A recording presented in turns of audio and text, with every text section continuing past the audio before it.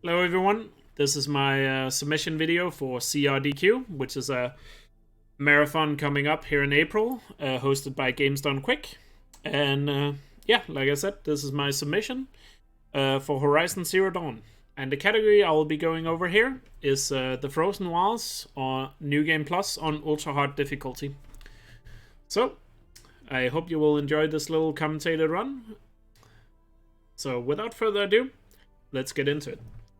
So, we're gonna pick New Game Plus, and Ultra Hard, as you can see, is the hardest difficulty in the game.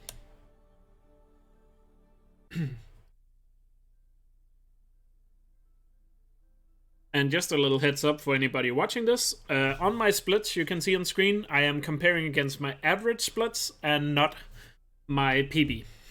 Because I feel like comparing against average is a little better for when we do these no reset runs with commentary.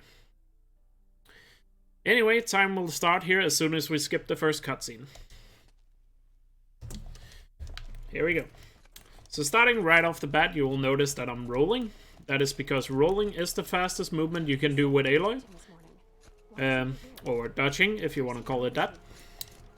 And if you care about the stats on it, it's about 2 seconds faster for every 100 feet you travel in the game, so it adds up to quite a lot over the course of a run. Also, since this is New Game Plus, you'll notice that we are already starting as adult Aloy.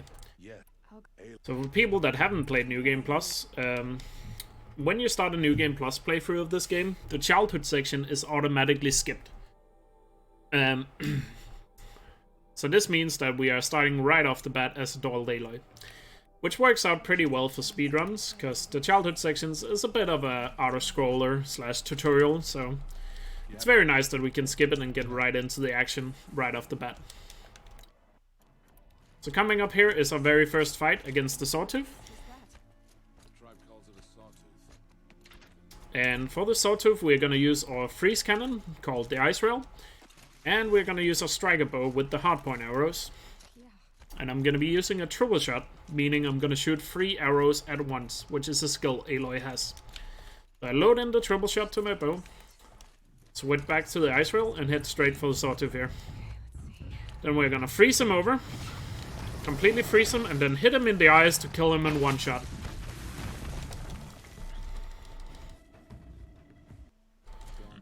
That finishes our first quest of the run.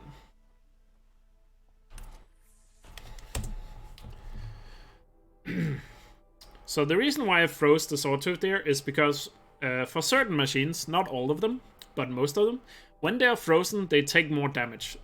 So you're gonna see that a lot throughout the run, that I'm gonna freeze some machines before killing them. So right now we are still inside the Embrace, we are not at the DLC area yet. It will take a little bit of time before we get to the actual DLC area of the map. So first we have to get out of the Embrace, which is the starting area of the game. You cannot get out of it before you've completed the first 3 quests here.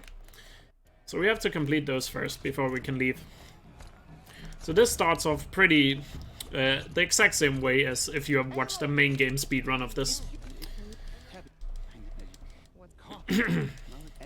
So right here there's just a lot of exposition while we go through Mother's Art here. So not really anything going on. So contrary to some other games, the DLC area is just an extension of the map and not a separate from the main game. So in this game, the DLC was basically just a new area to the map that has its own main quest, which we are going to go through in this run. So that means we have to get out of the starting area here, and then we are immediately going to head to the DLC area.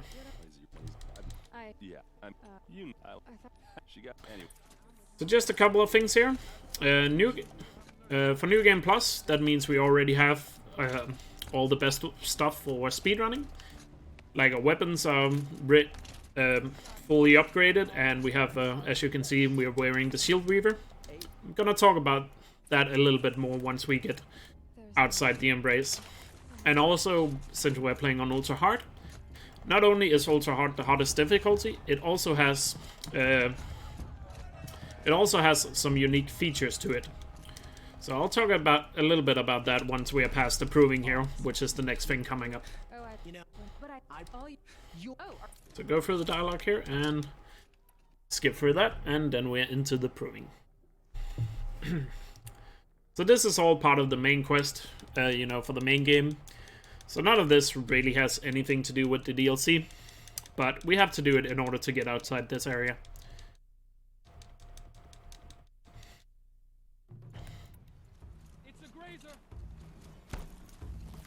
So right here we have to kill 2 grazers to move on. We have to kill them and then loot them. So we're gonna use blast bombs to take them out and get a loot. That's one, and then the other one will be here. So we're gonna shoot a bit in front of him. There we go. Get the loot, and then we'll move on to the next part of the proving here. Excuse me. So here in the proving, we're gonna do a little bit of a skip coming up. So the very end of the proving has a massive fight with a lot of Eclipse soldiers, and we're gonna do a little bit of skip to get to it early, which is very nice.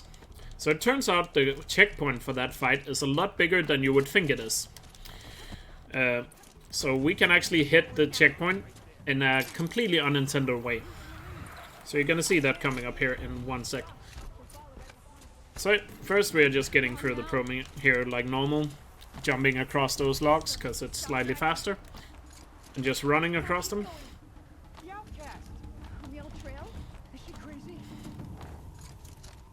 Then coming up here starts the skip. So first we're gonna get up here, run off the edge, then fall down here, climb up these rocks, so we get on the arm here. That's a little bit of shortcut.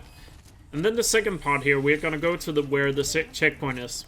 So we're gonna go to the left here, then hit a little invisible checkpoint that we have to hit, otherwise the game will not load this next checkpoint, which is behind the mountain here. So you're gonna jump over here, and then right here on this seemingly normal mountainside, if I can get up there, as soon as we hit that spot, we hit the checkpoint for the fight, and we end the proving fight. So right here, like I said, there's a lot of Eclipse soldiers. We're just gonna take them out with body shots here. So just finish them off. There are 3 waves to this. That was the first one. The second one is a bit longer. And right here we want to take them out in a specific order, so they always behave roughly the same way. And this guy is running. That's a bit annoying, because he's a bit unpredictable. He normally doesn't run like that. And the second part of the wave spawns. I missed a shot, so let's focus here. There, then we take down the guy up there. I missed on him. Missing a bit too many shots here. Wow. There we go. That's a really bad second wave. Anyway, here in the last wave, we're gonna load in a triple shot to take out the big guy with the cannon there. Shoot this guy. Take out the rest guys here with body shots, and then we can loot the leader here to finish the quest. Not the best proving. I missed quite a lot of shots there. Oh well. Sometimes you have a bit of stormtrooper aim and just can't hit anything, no matter how hard you try. But let's try and ignore that and continue on. So right here we're done with the proving, and now we just have one more thing we need to do before we can leave and get outside the Embrace and head to the DLC area. So right here we're gonna meet up with Tursa. Go past Tursa. So right here you're supposed to follow Tursa, but you can just walk ahead of her and wait for her at the end. You don't actually have to follow her. And you'll notice here our health and medicine was in a specific way. That's because it's scripted how much health and medicine you have after the proving. So it doesn't matter actually how much damage you lose if you were to take any damage prior to this, because you will always have the same amount when you get to this point. And right here we just stand and wait for Tursa. So right here I can explain like what is unique about ultra hard difficulty. So on ultra hard difficulty, it has a bit of unique features. So not only is the game harder, but all enemies are more aggressive, meaning that they will attack faster, and there is less time in between their attacks. Which definitely comes into play here in the Frozen Wilds, because the enemies in the Frozen Wilds are a lot more aggressive than in the main game. So anybody who have played the Frozen Wilds will know that the enemies are way more aggressive. So on Ultra Hard, it's just amplified. Another thing is, your weapons are nerfed, so they only do about half the amount of damage they would do on any other difficulty. Of course, it's New Game Plus, so, you know, we already have quite powerful weapons. But still, you know, weapons are nerfed. And another thing is, on Ultra Hard, there's no aim assist. Aim assist is automatically turned off, and you cannot turn it back on.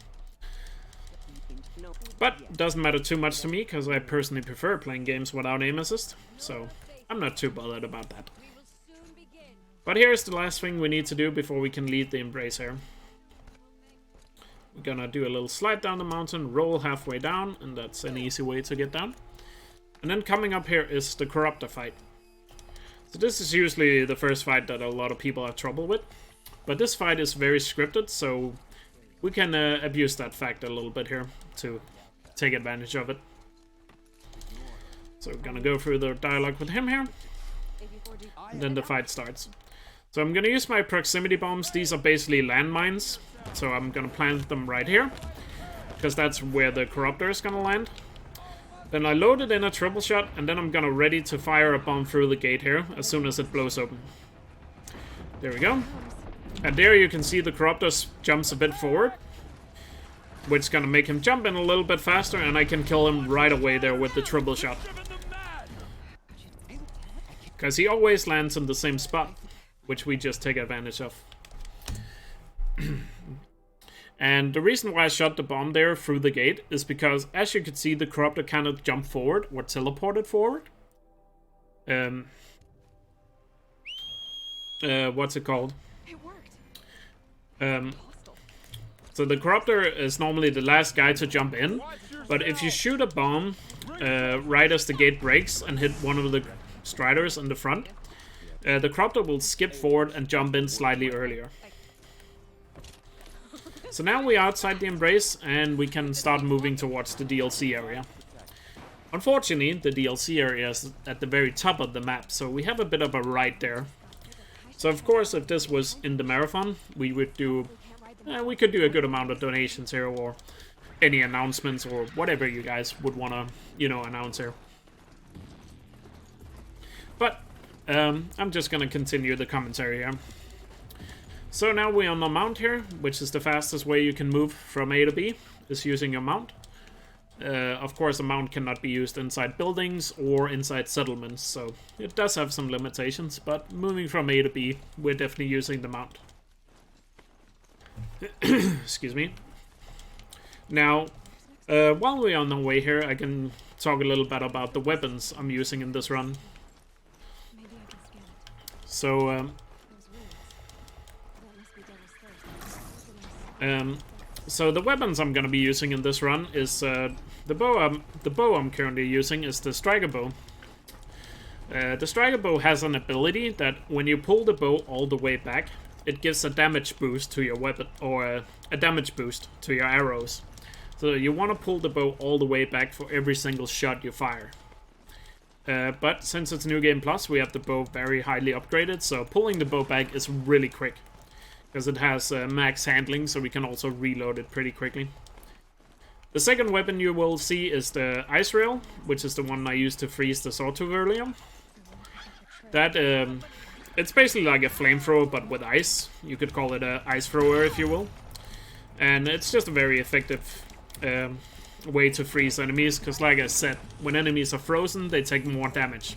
Most of them, not all of them, but most of them. Another weapon is the blast sling. The blast sling is used to fire bombs and plant the proximity bombs. We're not going to use the proximity bombs anymore. That was only used at the strat back with the Corruptor. But when you see me fire bombs off, it's using that sling. So it's very effective against smaller machines. And then you're going to see at one point I'm going to use the Rattler. The Rattler is basically like a semi-automatic shotgun type thing, which just is really good to shoot off armor plates and do a lot of damage real quickly, because it has a nice scatter shot. We're gonna use that on certain enemies later on. Albeit, it's kind of a... You could kind of consider the Rattler more of a backup weapon. Because if you do it really well, you might not need to use the Rattler at all. Then we're also gonna use the Stormslinger at the hunting ground. I'll explain the Stormslinger when we get to it, because it's a bit unique. And I will only... Since we're only using it at hunting ground, I'm gonna wait on explaining it until we get to there. And the last thing is I'm gonna use a striker bow that has fire damage on it. Or is upgraded to deal more fire instead of damage. Which I'm using for Glinthawks.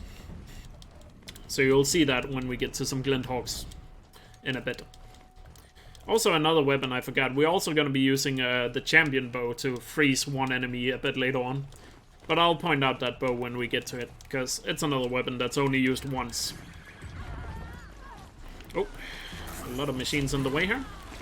You gotta be a bit careful when you go from A to B here, because there's a lot of machines that can be in your way. And once we get to the DLC area, we will only be in the DLC area for the rest of the run here.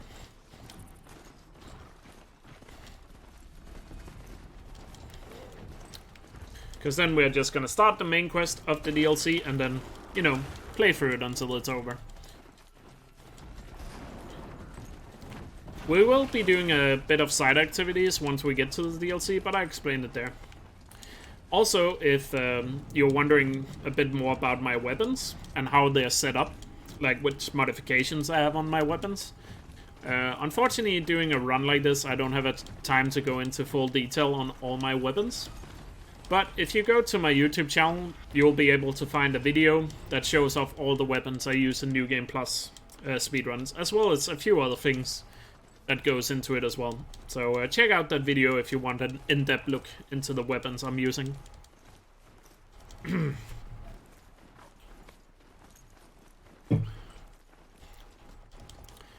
So on the way here, I've just been taking a couple of shortcuts throughout everything, but right now we're actually arriving at the northern part of the map, so now we will actually get into the DLC. So for anybody who has played the DLC, they will probably remember that there's a Scorcher once you get to the DLC, which is the first enemy you're met with, which is one of the enemies that are exclusive to the DLC.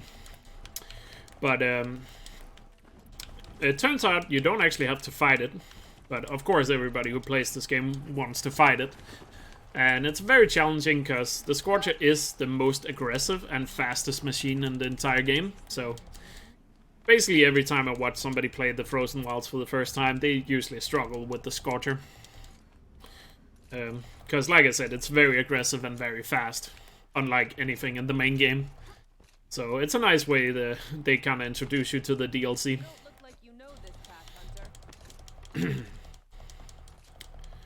So now we're gonna climb up here. This is where the DLC begins. This is the extension of the map where the Frozen Wilds is. For those interested, the Frozen Wilds area, known as the Cut, is based on Yellowstone in the US.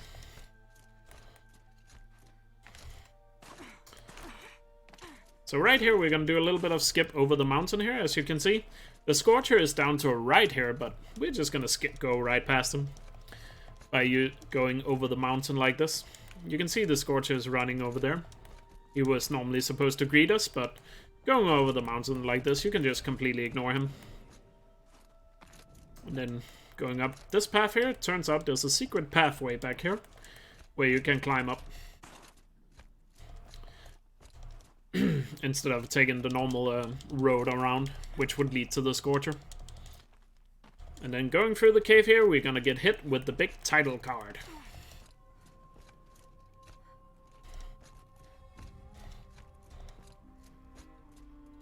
And shoutouts to Guerrilla Games who made this game, because they did such an amazing job on the DLC.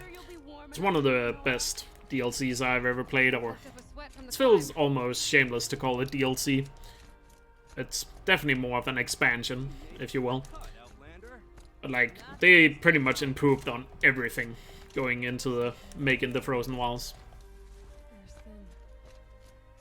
So coming up here is going to be the intro cutscene for the DLC. We're just going to drop right down to it, because it's faster to use gravity than it is to take the normal way down. Fun fact, that also works in real life, but I don't recommend it. Hey, take this ruckus. It started with one of their shamans, Oreya. He's spouting on about spirits and demons up on Thunder's drum. And of course, since we're in Yellowstone, the main story about the DLC revolves around a volcano that's about to erupt. And I'm sure everybody has stayed up at 3 a.m. watching YouTube videos about what would happen if Yellowstone were to erupt. I'm sure we all have done that. Anyway, now we're gonna head to the first thing we're gonna do in the DLC here, which is we're gonna complete the Tolnik. And the Tolnik is not part of the main quest, but I'll explain in a sec why we have to do the Tolnik. But first, let's get to it. So the Tolnik here is unique compared to the ones you have in the main game. In the main game you would just have to climb on top of them, but we actually have to reactivate it here. And it's missing 3 parts, so we need to collect 3 parts here. So we're gonna run up here, take out 1 scrapper, and then the scrapper in front of us will have the part. So take him out, loot him before his friend gets close. He's right there, we can just ignore him. So now we have the first part for the Tolnik. And then going over here into Cape is where the next will be. There's a Scorcher right here, so we're just gonna wait a second for him to walk outside the cave. And we're gonna jump behind him here. Then we want the Scorcher to chase us inside the cave and hopefully take out this guy before he gets in here. Loot him here. Oh. Okay, the Scorcher went into the cave, which is what I wanted. Because him going into the cave means he's gonna lose track of us, because he's not that smart. Because we go outside the cave. And we got the second part from that scrapper. The last part will be on top here, inside one of the Glinthawks. So we're gonna have to climb up a way here a little bit alternatively. Let's take out that watcher so he doesn't shoot us while we climb. Let's get up here. Climb up here. Normally there's another way you're supposed to climb here, but it's faster to go this way. And Glinthawks here, we're gonna set them on fire so they fall to the ground. Because then we can use 2 bombs and to take them out. There are 3 Glinthawks, but if you get lucky, you only have to kill 2 of them. But it's definitely safer to kill all 3. Where's this guy? For some reason, he did not fall down. So I'm gonna have to shoot him again. Glinthawks is a bit random, so...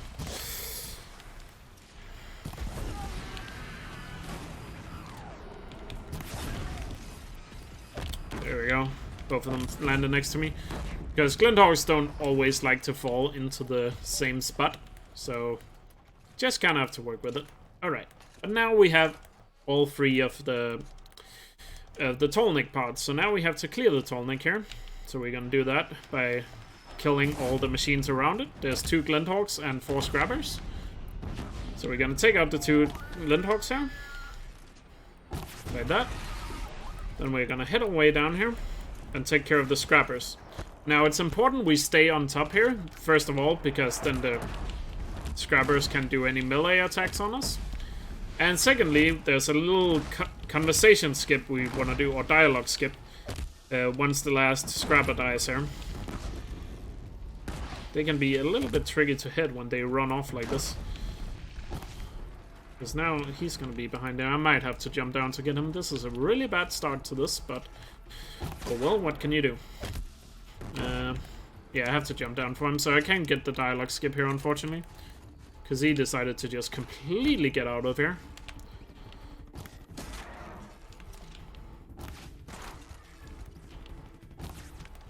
There we go. I scanned the Tolnik, but this dialogue Aloy is talking right here, you could actually skip that if you didn't have to fall down and get him. But now we just have to put in the 3 parts we collected, and that's gonna activate the Tolnik. And then we can climb on top of it and override him. So why did you need to do the Tolnik? So as I promised, I wanted to explain it now. So the reason why we do the Tolnik in the DLC is because later on there's a quest where we need to challenge Aratak to become chieftain of the Weirich. And in order to be able to challenge Aratak, you have to complete 2 out of 4 side objectives.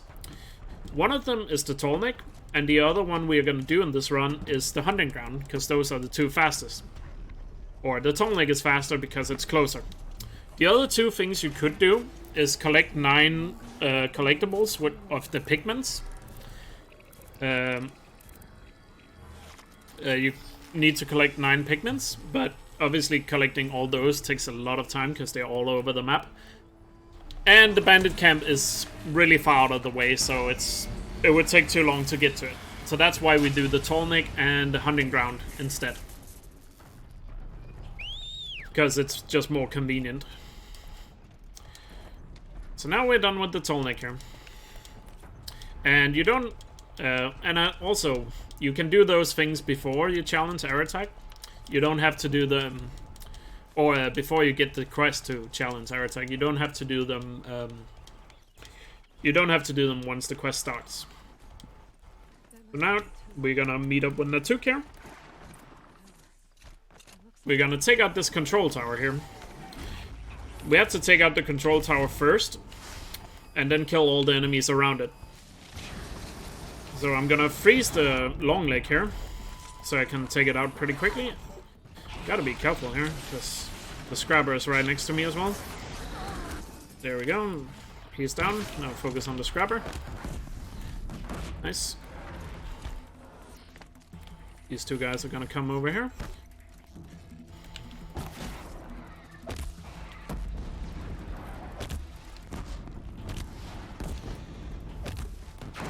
There we go. Now, the reason why you want to take out the control tower first is because the control tower will repair the machines. So, if you don't do enough damage, they will just keep repairing before you can actually take them out. So, taking out the control tower first is just the most important thing to do. And then clear out the enemies. Also, why that fight can be really scary, even though there's not that many enemies and the enemies are not that strong, is because we're wearing the Shield Reaver armor, and the control tower, when it pulses, you might have noticed the tower did kind of a pulse thing. When you get hit by that pulse, that deactivates your shield from the Shield Reaver, leaving you completely vulnerable to any attacks. So that's why you want to take out the tower as well as soon as possible, so you can get your shield back. And that's why it's pretty scary when the long leg attacks you immediately like that, as well as the Scrabber. Now we're gonna head up here to the Shamans Path. Instead of taking the normal route, again, it's faster to just Skyrim your way up the mountain here.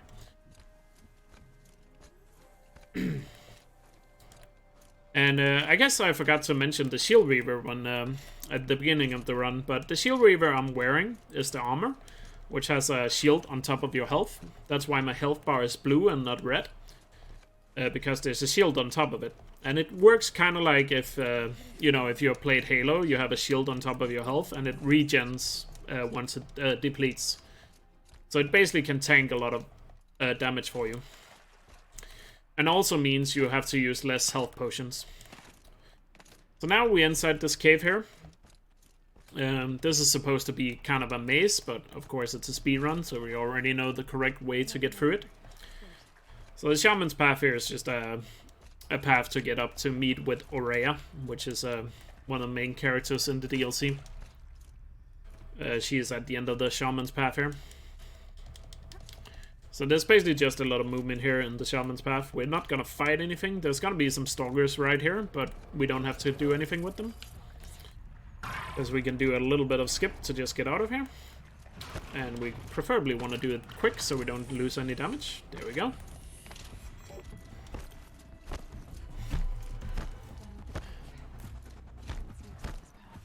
And right here coming up, you'll see these bridges that are going up and down. The first bridge here actually don't have to be up. There's a small hitbox you can jump on right there and just skip it.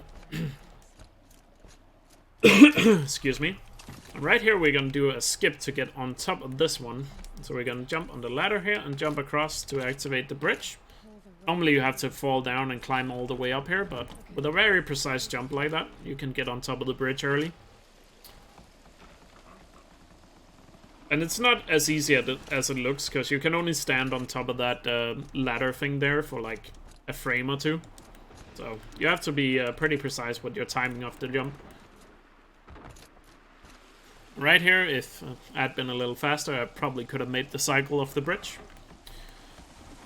But we have to wait a little bit. Unfortunately, there's a way to skip that one there, but it's slower than just waiting for it.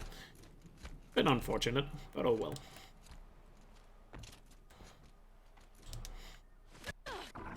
And now it's just a final climb back up here to Orea's retreat, where we're gonna meet up with Orea.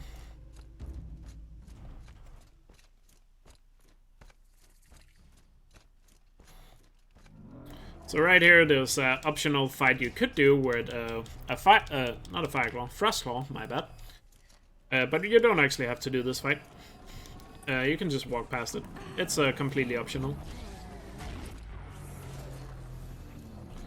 But don't worry, we'll be fighting Frostclaws in a bit later on in the run. And that's a really challenging and very fun fight to watch. Especially if it goes well, so hopefully. You can see right there when the tower pulses, it took away my shield completely. So just bear that in mind whenever we see these control towers in the DLC, that they can completely just remove your shield weaver. Right here we are again just gonna use the hitboxes of the mountain here and to skip all the climbing. There's a climbing path you normally have to take, but in this game the climbing animations are very slow, so if you can skip climbing, you want to skip it.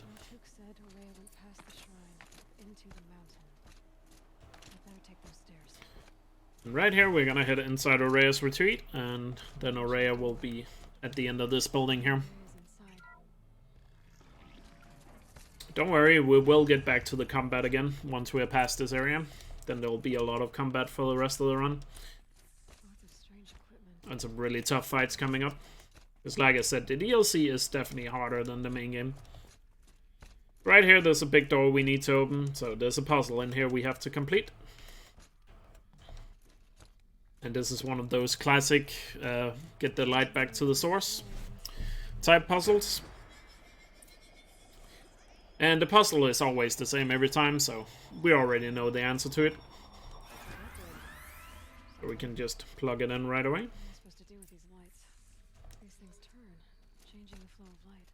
Like so.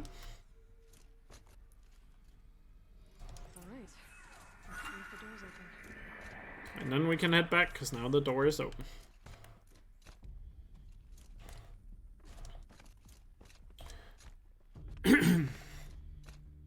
Sorry, I have a bit of a sore throat, so if I'm coughing a lot, that's why. So my apologies for that.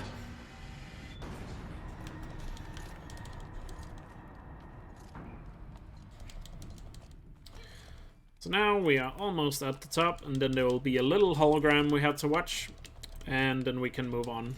The next thing we're going to do after this is going to be the hunting ground, which is one of the objectives you need to do to be able to challenge our attack.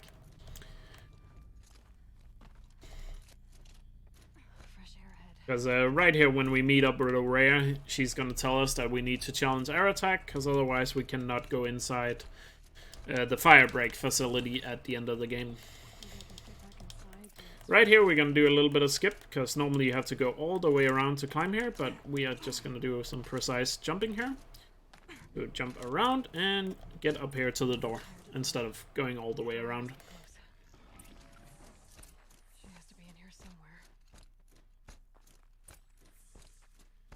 And with the hunting ground, you actually don't need to complete the hunting ground. Like, you don't even need a gold. You just need to get one medal on one of the trials. So if you have played this game, you know there's 3 trials at each hunting ground. You only have to get like bronze on one of them, and that's good enough to challenge our attack. Here's another light puzzle. This is a bit longer. The first one was just kind of a tutorial, I guess. So we're just gonna turn these around. I'm not sure why I started doing this, but whenever I started speedrunning this game, I just always did these puzzles backwards. For some reason, I just found these puzzles a lot easier to do if you did them backwards. So that's why I've always done that. It's not because it's fast or anything, it's just... I've just kind of always done that. So I just stuck with it.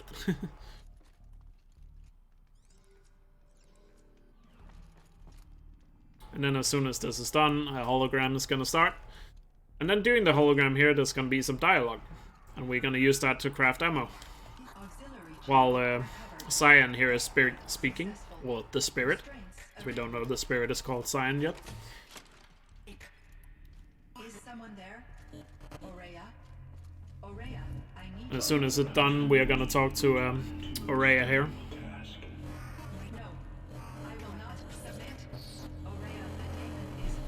The reason why we craft ammo while dialogue is going on is because normally when you open the weapon wheel, the game slows down. But if dialogue is on at the same time, the game doesn't slow down, so it kind of cancels each other out. That's why, if you can, you want to craft ammo while dialogue is going on. Right here, I'm gonna jump down, flip the camera, and whistle for a mount. Then open our menu and put out our Stormslinger instead of a firebow. Because, like I said, we're gonna use the Stormslinger at the hunting ground. Now, the Stormslinger here, the reason why we use this is because at the hunting ground, the fastest trial to do is the control trial, which you can only use the Stormslinger, because it's basically a tutorial for the Stormslinger. And we don't use it a lot in runs on ultra hard. It's used a lot more on easy difficulty runs. The reason why it's not used on ultra hard is because of the way it works. So the Stormslinger does more damage the more you fire it.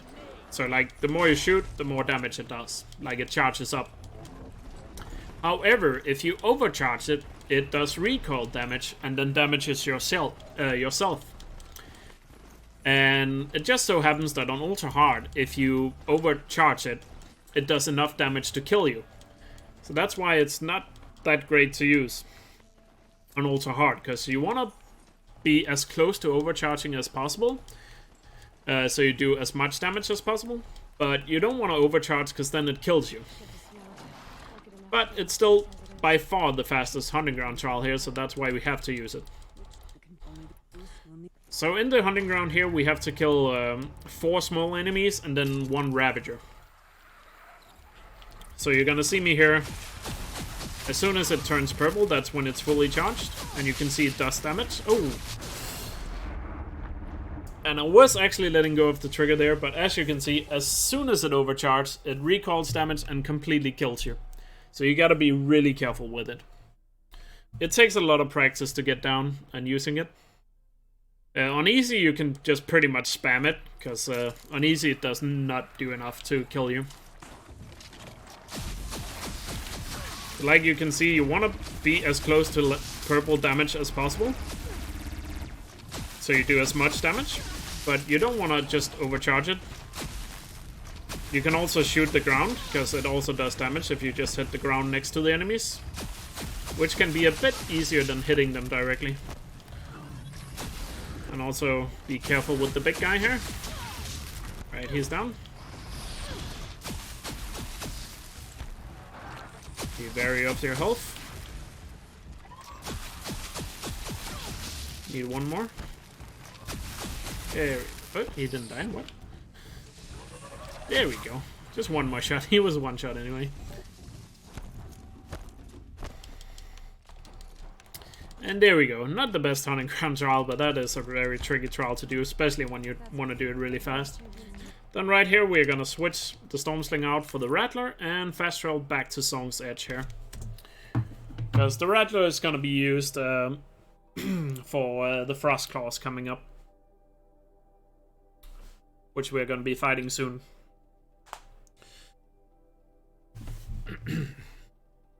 So there you saw a pretty good example of why the Stormslinger is not used much, because If you just overcharge it a little bit, you're dead. And this game is very unforgiving when you die. It loses a lot of time every time you die in this game.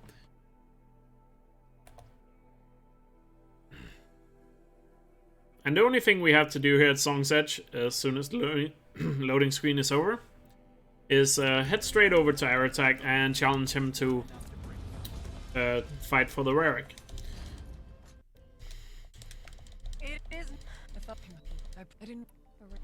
So as soon as this is done, we're gonna head straight to the Weirich challenge, where we're gonna fight against Aratak. Well, not directly against them, but in a kind of a hunting challenge.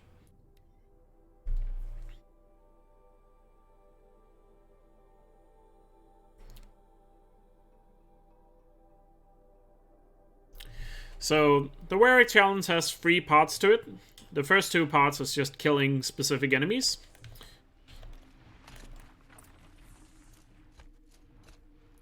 Let's heal ourselves up here while we go up to it. And the last part is fighting the Frostclaws. But I'll talk about them individually when we get to them. Right there, I'm just setting up my weapons, making sure everything is reloaded, because I did die at the hunting ground, so all my weapons were unloaded. So I just had to reload all of them. And talk to Araya and get straight into the Chieftain... the Weirich challenge here. So starting off, we have to just climb up here, and then there's going to be a big herd of machines we're going to kill.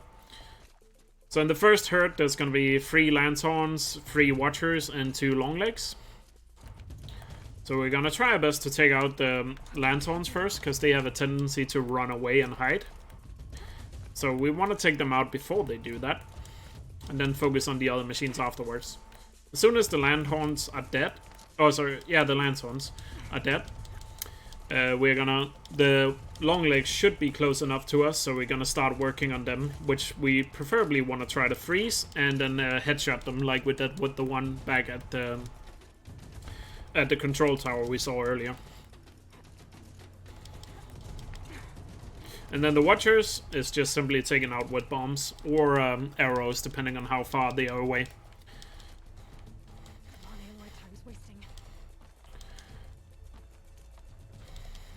So right here, let's see where the Lanthorns are.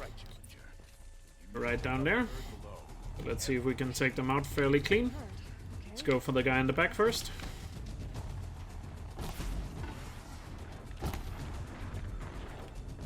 Nice. See, the Longlegs are not that fast, so let's take out a Watcher before they get close. And start freezing them.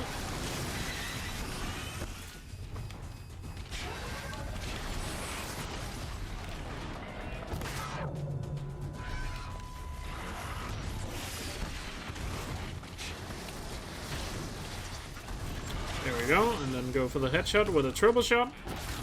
And then focus on the Watchers here. There we go. Not the best fight there. Also, you want to be as close to this ladder as possible when the fight is over. Because the further you're away, the more time you lose. So it's one of those fights where you also want to try your best to work towards the next objective while it finishes. Next place here, there's going to be 2 Bellowbacks. That's the only things we need to kill. We don't have to kill any of the other machines, like this lady is explaining. I could have just let her explain it, but you get the deal. And hopefully the second Bellowback will be close enough so we don't have to drop down. But we'll see here. So we're gonna go up here and just start sniping the Bellowbacks here, so they freeze while hitting their weak spots, and then hopefully take them out. I'm a bit blinded here, so I have to wait a little bit to see where he is. And luckily he is close enough, so I can just finish him off. There we go. Let's dodge that guy. Craft a lot of arrows, because we need those for the Frostclaws coming up. And now we head straight to the Frostclaw fight, which is one of the hardest fights in this run.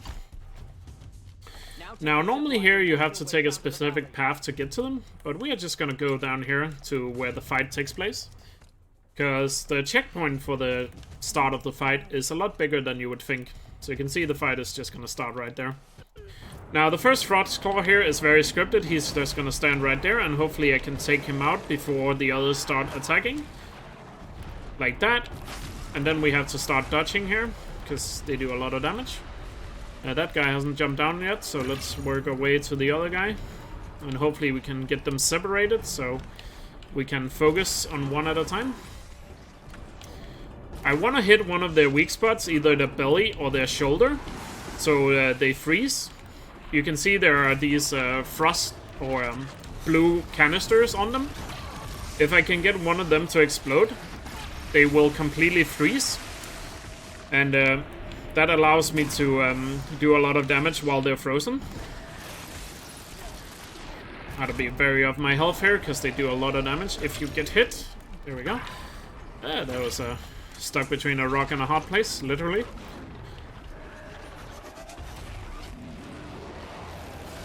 This is not a good fight, because I did freeze him, but I didn't manage to do any damage while he was frozen. So here, let's just use the Rattler here to do a ton of damage while we can. There we go, that's one more down. Only one more guy to go. It's a bit easier when you only have to focus on one. There we go. Gotta dodge that, because it does too much damage. Try to hit the shoulder here. Can get a clear shot on his shoulder. When he does that slice attack, you want to dodge between his legs.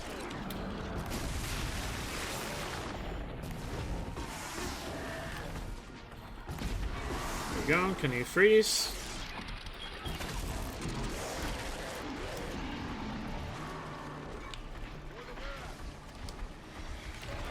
There we go, we got him frozen. Then I used the Rattler to hopefully shoot off some of the armor around his shoulder while he's frozen. Ah, he grabbed me.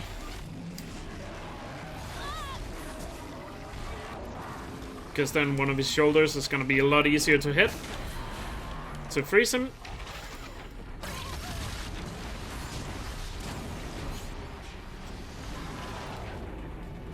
There we go, and this should be enough to kill him. There we go, yes. Craft some ammo while the cutscene comes. And fast roll back. So that was not a very good fight.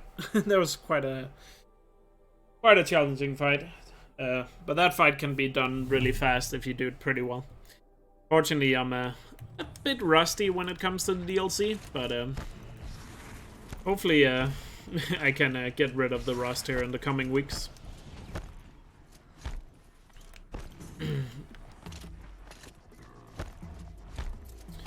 Now we're gonna start heading towards the Firebreak facility where the end of the game takes place, which is just a big cauldron. Where a lot of things are gonna go down. Gonna head our way down the mountain here, then there's a control tower we have to take out. So right here there's a control tower, we need to take it out. Or, we don't actually need to take it out. I don't know how it works, but I know how to stop it. Because we need a mount. And just like the pulse takes away our shield weaver, when we whistle for a mount, the pulse would also stun our mount. So it's important to take out the towers, so our mount doesn't get stunned. And there's gonna be 2 more towers here on the way, and it is actually faster to take out the towers than just go on foot. So you'll see here I'm gonna take out the towers so my mount is not stunned, so I can keep moving. Because the mount is a lot faster than moving on foot. So that's why you want to keep taking out the tower so you can keep moving.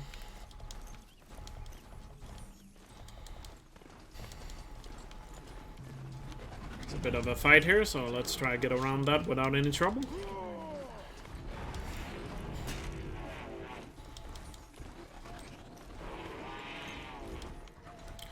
And then right here on the right there will be a control tower again we're gonna take out. Because again it's gonna stun our machine.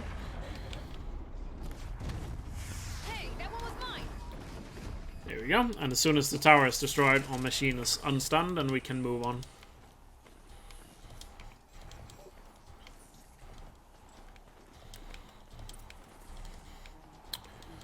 Now we're gonna start the end of the DLC here.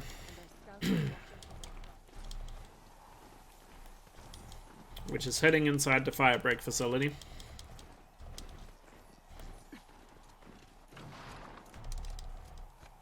No.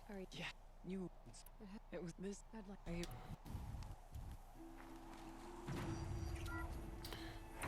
For the first part of firebreak here, there's a lot of machines you could fight, but we don't actually have to fight them. We can just move past them. Funny enough, the tower here hasn't... There we go. And the visuals for the tower hadn't loaded in yet.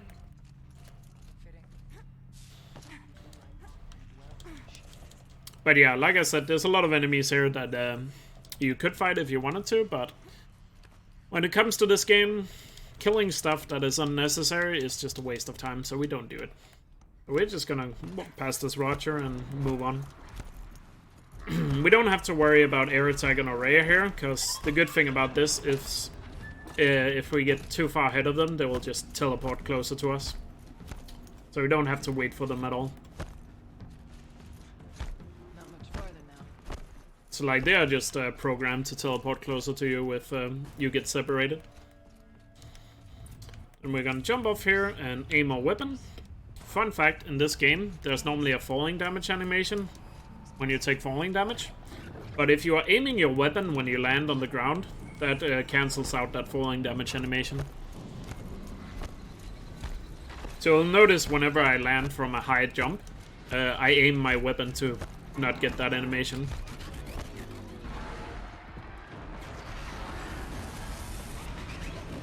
And through this door there's another Frostclaw, we'll just ignore him.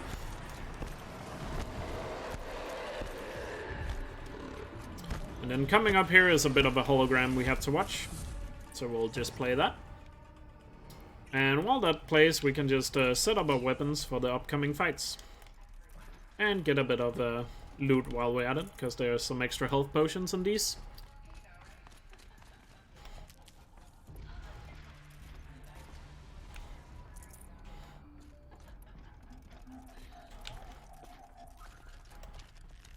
Here we go, reload all the weapons so they're ready for a fight. So while this hologram is playing, we're actually gonna have a fight down here, and you can already see the machines. Because this door will not open until this hologram is over. So here's our fighting plan for this fight. So what we're gonna do, we're gonna come down this zipline. Then we're gonna stealth kill this watcher and this watcher. Then we're gonna try to take out the scrapper here. And then hopefully this Scorcher up here will not have spotted us and be as close to this door as possible.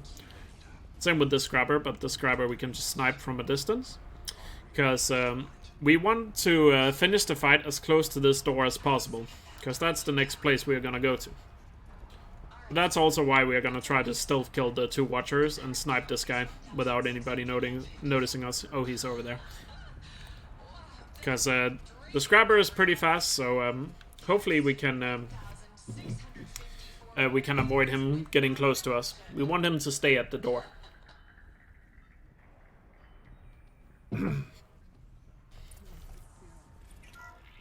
So here we go.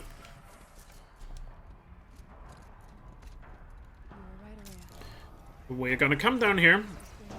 And then there's a nice trick you can do with the spear here. You don't actually have to be sneaking. If you do a slide and then stealth attack, like that, it doesn't matter that the machine is about to spot you, because if you're in the middle of the slide, the Watcher will not do anything. And unfortunately you can see the Scorcher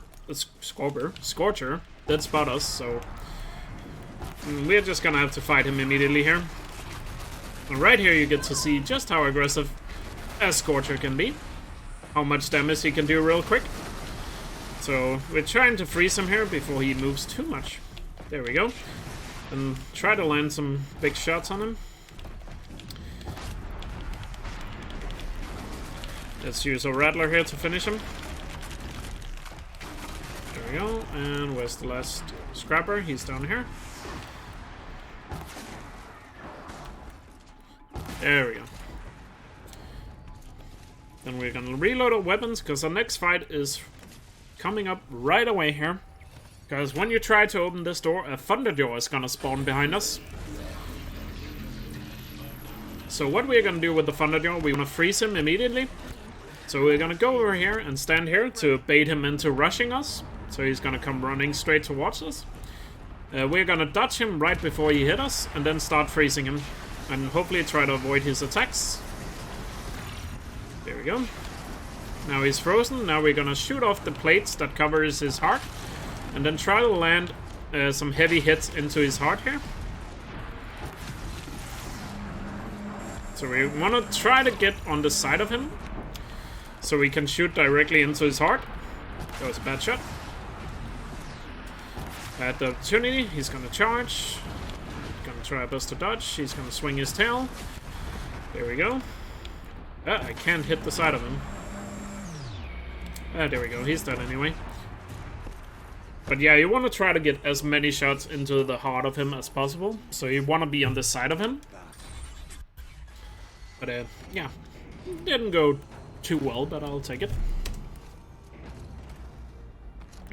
So now we're gonna hit down here.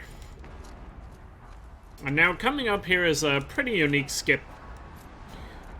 Here in the frozen walls. So normally there's some fire vents you have to shut off before you can move past them. But it turns out if you do a precise long roll, you can actually just roll right through them.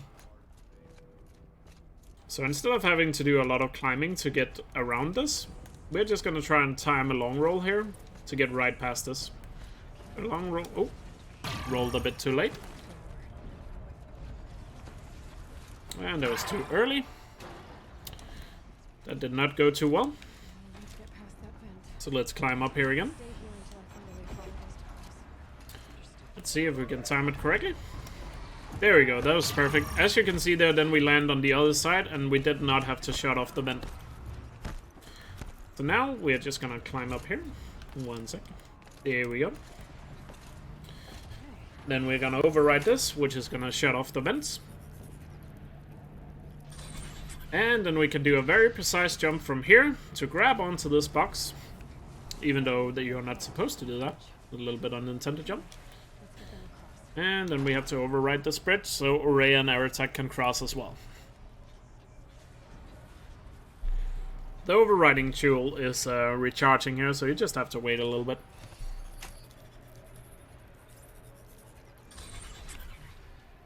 Come on over, it's safe. So right here, you do not want to look at Aratak and Aurea, you just kind of want to stand here and wait for them. You can move around a little bit.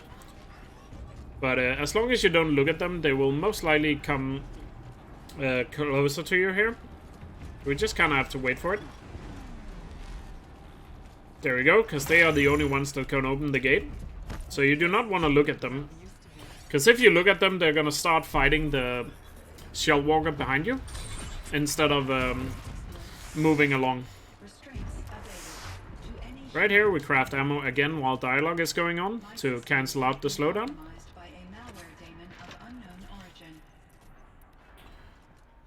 And fun fact, depending on when you play the DLC and your casual playthrough, you will get different dialogue right here. Because obviously we are doing the Frozen Wilds right away, so Aloy does not know who Hephaestus is yet. But if you had been a bit further into the main game, Aloy would of course know who Hephaestus is. And therefore you get different dialogue. So fun fact. You'll get a lot of different dialogue depending on when you do the DLC. So right here we're gonna go in and get the champion bow out. Because we need this champion bow for a machine coming up. The champion bow we're gonna use to freeze a Scorcher. Because the Scorcher is a bit far away. And we want to freeze this guy at a distance, because as you know, Scorchers are very aggressive, so if we can freeze him at a distance and take him out at a distance, we don't have to worry about dodging all his attacks. Right here I'm doing an absolute terrible job, but there we go. And then hopefully take him out before the other Scorcher gets close, because there's two of them. There we go. Now where's the other Scorcher? Oh, he's right next to me. How convenient. I'm trying to dodge his attacks here, but as you can see, he's very aggressive. There we go, he's frozen. And then he's gonna suffer the same fate as his friend if I did not get pushed by a watcher. There we go. Nice shot on the butt. There we go. Watcher down. Watcher down. And the last watcher is over here. We're gonna Kobe him from here. There we go. There's also a lot of shell walkers here, but you don't actually have to kill those. And then right here we're gonna use these pyramids to skip a lot of climbing. Because normally you have to climb all the way over there, but using those pyramids you can completely skip all of that. And just get over here. And once again right here is another door where you have to wait for Eretag and Aurea, so do not look at them. Because if you don't look at them, they will teleport closer behind you. If you look at them, they will have to walk the entire way. Just simply wait here and do not turn the camera around. Because the way the game works is everything that you're not looking at is not loaded.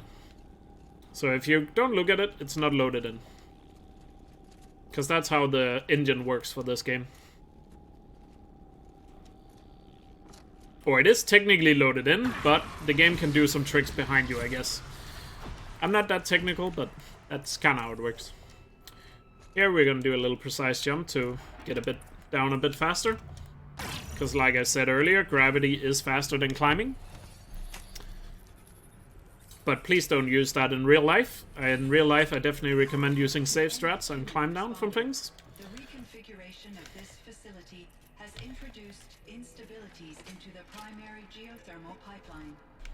So right here, we'll loot those bugs, set up our weapons, and get ready to move on. Abilities to destroy compromised elements of this facility while preserving most of the backup stabilization. Recapture imminent. I have attached additional. I don't understand what the spirit was trying to tell us. Alright, so this big room, if you've played the Frozen Wilds, you might remember this is a big room where you have to climb all over the place. Turns out you can just run up this wall and then jump up here. Fun fact, we just skipped the entire half of the room, or the first half of the room. So you can just wall run up there and get to the halfway point of this room.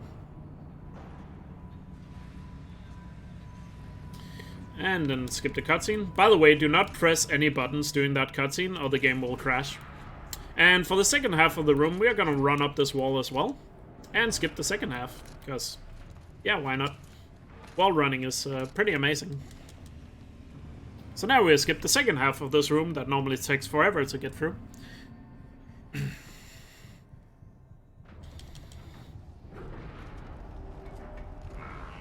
And by the way, the crash there, it's not 100% consistent, but if you press too many buttons during that cutscene, it might crash the game for some reason.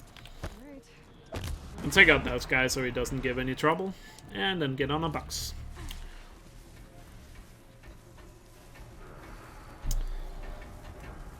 So you can see all the room here you had to normally go through, but just with a little bit of wall running, you can just skip it.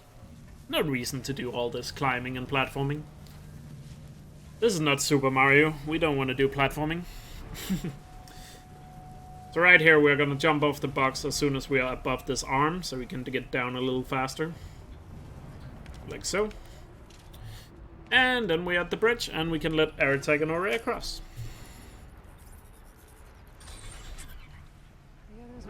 And once again, there's a door up here, which Eretag and Aurea has to open. So again, make sure the camera is not looking at them, so they open the door faster. Or, I say door, but I don't know what to call this. There we go.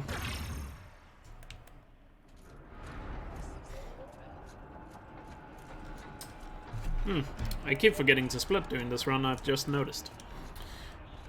So just ignore my splits anyway. It's not been a great run, but oh well. Let's just hope the final fight goes well. So I can say something went well. Because the final fight is, funny enough, also the hardest fight in the game. But first we have another light puzzle here. That we have to get through. So yeah, the final fight here is the hardest fight in all of Horizon. It's gonna be the Fireclaw fight. And not only that, the Fireclaw is very tough, but Also, control towers are gonna spawn in the middle of the fight. 3 of them are gonna spawn, and as I said earlier, they turn off your shield reaver, and they also repair the fire claw, so we definitely have to take them out as soon as we can. So now we're gonna head straight down to the fight here. Keep moving towards the core. Luckily for us, the beginning of the Fireclaw fight is very scripted, so we can bring down the Fireclaw to half health before he even starts attacking us. So that's what we're gonna try to do here. So as long as we do some very specific movement here, the Fireclaw is scripted to always do the same thing here. So let's try and do that. So there's the Fireclaw. We are gonna go to the side of him, and then don't get too close to him. And then start freezing him while moving around to his back. As you can see, he's just standing there flexing. There we go. We keep firing the Fireclaw here on the butt.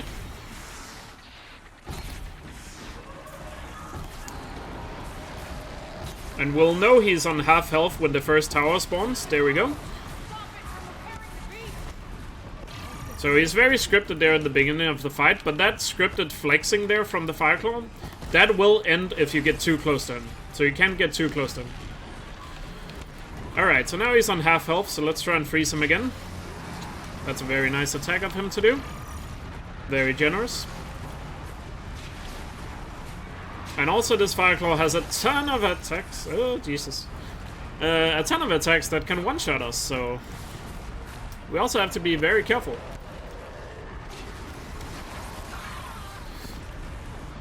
Plus, there's also a lot of other machines, and the volcano is erupting, so a lot of things to look out for here. Alright, he's frozen again. Let's try to... There we go, another tower. Hopefully we can take out the tower before he defrosts. Nice, we could. Because he can defrost really quickly if he wants to. Okay, that's good. As long as he just stands over there, we can just... Oh, nice. That was a really good fight, actually. Not the best fight ever, but pretty good. I'll take it out. Whew. Alright, the Fireclaw was very nice to us there.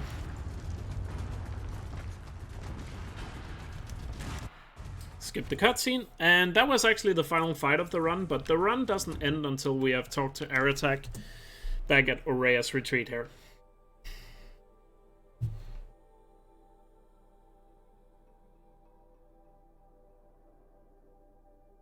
So all the combat is done, but time doesn't end until we have talked to Aratak here. But first we also have to talk to Cyan here. And if you played this DLC, you can get a lot of information out of Cyan. Cyan gives you all the lore you want. Not all of it, but quite a lot of lore. If you're interested in that. Oops. And again, Cyan is another one that depends on how far you're into the game. The further you have played through the game, the more lore you can get from Cyan.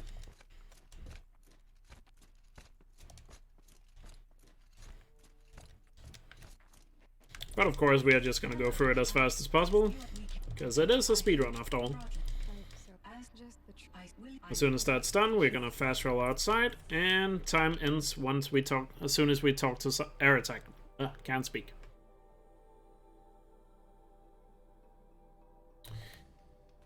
And we head over here, and boom, time. So 107, which is not that good, but oh well, I'll take it. But pretty solid overall, I would say. Not anything necessarily major that went wrong. It was just generally slow throughout the entire thing. Maybe a little bit down to how rusty I am, but I'm gonna try to de-rust this throughout the week and hopefully do a lot better. Especially if this gets accepted in to the GDQ marathon. So I hope you enjoyed this submission video, and I hope you enjoyed this commentary video. If you watched on YouTube, I would very much appreciate a like on the video, and consider checking out my stream sometime if you want to watch me do these speedruns live. And yeah, I hope you all have a great day. Thank you so much for watching, and I'll see you guys next time. I grieve for her passing.